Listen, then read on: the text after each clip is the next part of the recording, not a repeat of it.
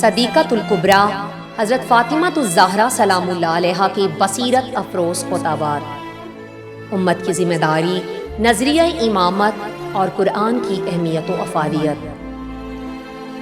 ثم التفتت الی اہل المجلس وقالت، پھر آپ مجمع کی طرف متوجہ ہوئیں اور ارشاد فرمایا، اللہ کے بندو، تم ہی وہ لوگ ہو جنہیں نیکی کا حکم دینے اور برائی سے روکنے کی ذمہ داری سونپی گئی ہے۔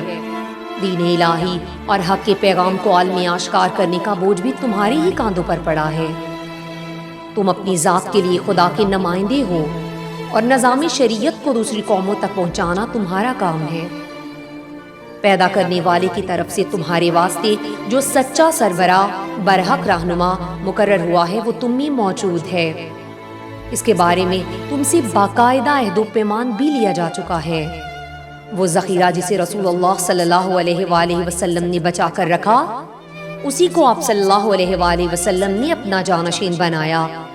پھر ہمارے پاس اللہ کی کتاب بھی تو ہے، اللہ کی بولتی ہوئی کتاب، قرآن سچائیوں کی زبان، نور فروزاں، پرتوئے رخشاں، جس کا ہر مطلب واضح، ہر دلیل روشن اور تمام اسرار و رموز قابل بیان ہے۔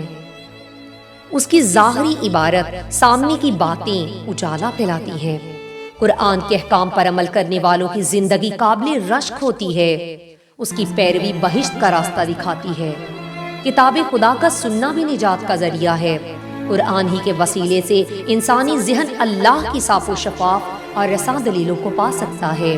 اس کا دامن فرائض و واجبات کی شرح و تفسیر سے بھرا ہوا ہے۔ جو چیزیں جائز نہیں ہیں اور جن کاموں سے بچنا چاہیے ان کی تفصیل ان میں موجود ہے۔ اس کے استدلال بڑے واضح نہایت روشن ہیں۔ قرآن حکیم کا طرز اثبات بے حد اطمینان بخش ہے۔ اس میں حسن اخلاق کو اپنانے اور مستحب اعمال بجا لانے کی ترغیب بھی ہے، اور قرآن کے جن شعبوں میں قانونی سہولتیں عطا ہوئی ہیں ان کی وضاحت بھی اس کی اوراق میں سجے ہوئے ہیں۔ علاوہ ازیں پروردگار عالم نے جو خاص قاعدے قوانین مقرر فرمائے ہیں وہ بھی اس میں مذکور ہیں۔